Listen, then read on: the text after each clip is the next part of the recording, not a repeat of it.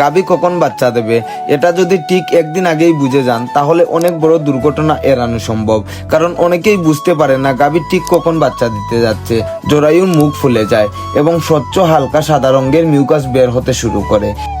সবাইকে নমস্কার। গাভী কখন বাচ্চা দেবে এটা যদি ঠিক একদিন আগেই বুঝে যান তাহলে অনেক বড় দুর্ঘটনা এড়ানো সম্ভব।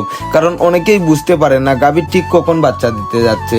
আর এই সময়টা যদি মিস হয়ে যায় তাহলে অনেক সময় ডেলিভারির ক্ষেত্রে জটিলতা দেখা দিতে পারে। তাই আজকে আমি আমাদের খামারে যে লক্ষণগুলো দেখে বুঝেছিলাম গাভী বাচ্চা দিতে যাচ্ছে সেগুলোই আপনাদের সাথে শেয়ার করব।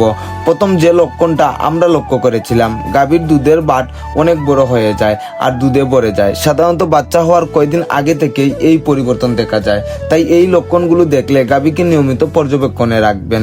দ্বিতীয় যে লক্ষণটা, গাভীর লেজের দুই পাশে হাড়ের নিচের অংশ অনেকটাই নরম হয়ে যায় আর পিছনের অংশ নিচের দিকে নেমে আসে। এটা মূলত শরীর ডেলিভারির জন্য প্রস্তুত হওয়ার একটি স্বাভাবিক লক্ষণ। আর তৃতীয় যে লক্ষণটা, জরায়ুর মুখ ফুলে যায় এবং স্বচ্ছ হালকা সাদা রঙের মিউকাস বের হতে শুরু করে। এই মিউকাস বের হওয়া মানেই অনেক ক্ষেত্রে ডেলিভারির সময় খুব কাছাকাছি চলে এসেছে। আর আমরা আরেকটা বিষয় লক্ষ্য করেছিলাম, গাভী একবার দাঁড়াচ্ছিল আবার বসে পড়ছিল, ঠিকমতো শান্ত থাকতে পারছিল না।